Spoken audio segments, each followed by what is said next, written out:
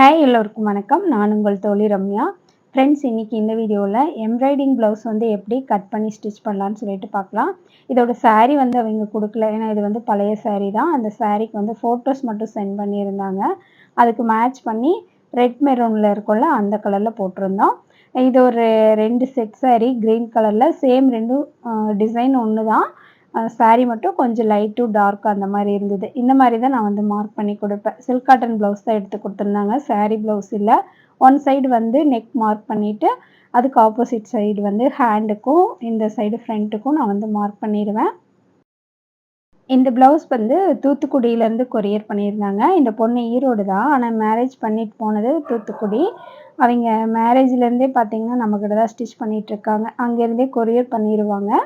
இப்போ இது வந்து லைனிங் வந்து 1 மீட்டர் கொடுத்துருந்தாங்க. எல்போ ஸ்லீவ் அப்படிங்கிறாங்க. நார்மலாக நம்ம எப்படி 2 சைடும் மடித்து போடுவோம் அந்த மாதிரி நான் மடித்து போட்டுட்டேன்.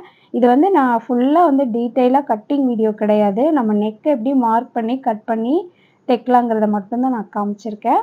இப்போ இது எல்லாமே நான் வந்து அளவெல்லாம் வந்து மார்க் பண்ணிக்கிறேன். சீக்கிரமாகவே நான் வந்து கட்டிங் வீடியோ வந்து நான் போஸ்ட் பண்ணுறேன். நெக்கு மட்டும் இறக்கம் அகலம் சேம் அதே அளவில் நான் வந்து மார்க் பண்ணிக்கிறேன். அதே மாதிரி இந்த சைடு ஆர்ம் ஹோல் கட் பண்ணுறக்கும் ஒரு எல் ஷேப், நான் எப்போவுமே எல் ஷேப் மார்க் பண்ணிவிட்டு அதுக்கப்புறம் தான் ஆர்ம் ஹோல் வந்து மார்க் பண்ணுவேன். இப்போ நெக்கு பாருங்கள், நான் அந்த அளவில் இருந்து மேலே தான் நான் வந்து கட் பண்ணியிருக்கேன். நான் மார்க் பண்ணியிருக்கிறதுல அந்த கோட்டு மேலே கட் பண்ணாமல் எக்ஸ்ட்ரா வந்து ஒரு 1/2 இன்ச்சுக்கு மேலே விட்டு கட் பண்ணியிருக்கேன். இப்போ கரெக்டாக அந்த நெக்கோட அகலத்துக்கிட்ட ஒரு அக்கத்து மட்டும் பண்ணிக்கோங்க.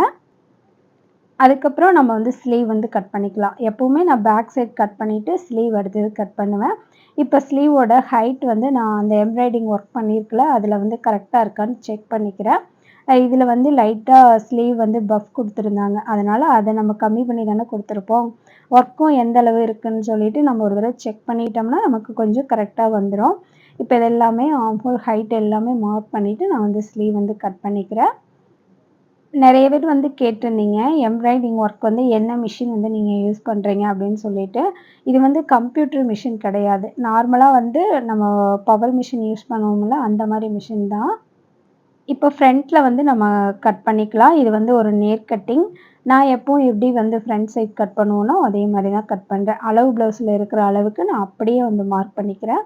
பேக் சைடு வந்து நம்ம எப்படி விட்டு கட் பண்ணணுமோ அதே மாதிரி தான் ஃப்ரண்ட்லேயே வந்து கொஞ்சம் 1/2 இன்ச் தள்ளி வெளியில் கட் பண்ணுறோம். அந்த மார்க் பண்ணியிருந்த அளவை விட்டுட்டு நம்ம வந்து வெளியே வந்து கட் பண்ணணும். ரொம்ப ரொம்ப ஈஸி தான். எம்ப்ராய்டிங் ப்ளவுஸ், ஆரி ஒர்க் ரெண்டுமே சேம் இதே மெத்தேடு தான். நான் வந்து ஆரியும் வந்து நான் ஏற்கனவே வந்து பழைய வீடியோஸில் நான் எப்படி ஆரி ப்ளவுஸ் வந்து ஒர்க் பண்ணுறதுக்கு முன்னாடி எப்படி மார்க் பண்ணணும், ஒர்க் பண்ணிவிட்டு வந்ததுக்கப்புறம் எப்படி ஸ்டிச் பண்ணணும்னு சொல்லிட்டு ஒரு வீடியோ ஃபுல்லாகவே போட்டிருக்கேன். நீங்கள் வேணால் செக் பண்ணி பாருங்கள். நம்மளோட சேனலில் நிறைய வீடியோஸ் வந்து பழைய வீடியோஸில் கட்டிங் வீடியோ, நம்மளோட ஷாப் வீடியோ எல்லாமே போட்டிருக்கேன். இப்போ நியூ சப்ஸ்கிரைபர் நிறைய பேர் வந்து கேட்குறீங்க. அதனால் பழைய வீடியோஸ்லாம் கொஞ்சம் செக் பண்ணி பாருங்கள். உங்களுக்கு ரொம்பவே ஹெல்ப்ஃபுல்லாக இருக்கும். நிறைய மோட்டிவேஷ்னல் வீடியோவும் நான் வந்து போட்டிருப்பேன். அது எல்லாமே உங்களுக்கு யூஸ்ஃபுல்லாக இருக்கும். கண்டிப்பாக செக் பண்ணி பாருங்கள். எம்ப்ராய்டிங் வந்து நான் ஏற்கனவே சொல்லியிருக்கேன். நாங்கள் வந்து வெளியில தான் கொடுக்குறோம். நாங்கள் வந்து போடல. வெளியில தான் ஆரி, எம்ப்ராய்டிங் ரெண்டுமே வந்து வெளியில் கொடுத்து தான் வாங்குகிறோம். அதே மாதிரி அந்த மிஷினை வந்து காட்டுங்கன்னு சொல்லியிருக்கீங்க. எங்ககிட்டயும் எம்ப்ராய்டிங் மிஷின் வந்து இருக்குது. நான் வந்து வீட்டில் வச்சுருக்கேன். நான் கண்டிப்பாக வந்து காட்டுறேன். எனக்கும் கற்றுக்கணுன்னு ஆசை தான், டைம் இல்லை. ஆனால் எம்ப்ராய்டிங் மிஷின் வந்து வச்சுருக்கோம். அந்த ஜிக்ஸாக்லாம் போடுறதுக்காக. சேம் இதே மிஷின் தான் வந்து நாங்கள் கொடுக்குறவங்களும் வச்சுருக்காங்க. அந்த மிஷினில் தான் போட்டு தராங்க. சீக்கிரமாகவே நான் வந்து எம்ப்ராய்டிங் மிஷினை வந்து உங்களுக்கு வந்து நான் காட்டுறேன். இப்போ நம்ம எல்லாமே கட் பண்ணிட்டோம். நான் ஸ்லீவு, பேக் சைடு, ஃப்ரண்ட் எல்லாமே கட் பண்ணிட்டேன். இப்போ நம்ம மெயின் கிளாத்து, ப்ளவுஸோட மெயின் கிளாத் எடுத்துக்கலாம். எடுத்துகிட்டு அதை மேலே வச்சு நம்ம வந்து கட் பண்ணிக்கலாம். எல்லா சைடும் நான் வந்து கொஞ்சம் எக்ஸ்ட்ரா விட்டு விட்டு தான் நான் வந்து கட் பண்ணுறேன். நிறைய பேர் வந்து எம்ப்ராய்டிங் ஒர்க் வந்து நிறைய லேடீஸ் வந்து வீட்லேயே நிறைய பேர் கற்றுருப்பீங்க. இப்போலாம் ஆரி ஆரி மிஷின் எம்ப்ராய்டிங் வந்து நம்ம மிஷின் வேணும். ஆரி வந்து நிறைய பேர் வீட்டில் இருக்கிறவங்களே கற்றுட்ருப்பீங்க. நிறைய பேர் சொல்கிறீங்க, நான் கற்றுருக்கேன், ஆனால் எனக்கு ஆர்டர் வரமாட்டேங்குது அப்படின்ட்டு. நீங்கள் வந்து பக்கத்தில் இருக்கிற டெய்லர் ஷாப்லலாம் சொல்லி வைங்க. மெயினாக வந்து இந்த லேடி டெய்லர்லாம் சின்ன சின்ன ஷாப்பாக ஓப்பன் பண்ணியிருப்பாங்கள்ல, அவங்ககிட்டலாம் கொஞ்சம் சொல்லி வைங்க பக்கத்தில். அந்த மாதிரி தான் ஆர்டர் எடுக்க முடியும். அதே மாதிரி உங்கள் ரிலேட்டிவ் அந்த சைடும் நீங்கள் வந்து கொஞ்சம் சொல்லி வச்சு கொஞ்சம் கம்மியாக பண்ணி கொடுத்தீங்கன்னா கொஞ்சம் ஆர்டர் வந்து சீக்கிரமாக எடுக்கலாம்.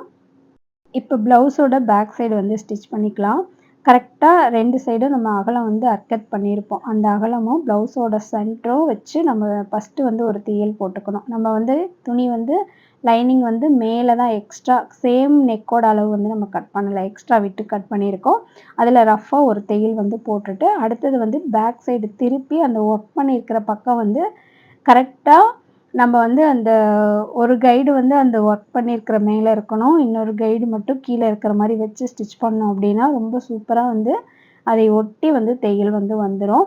அதுக்கப்புறம் நம்ம ஸ்மால் கட் போட்டுட்டு திருப்பி மேலே வந்து ஒரு தையல் வந்து போட்டுக்கலாம்.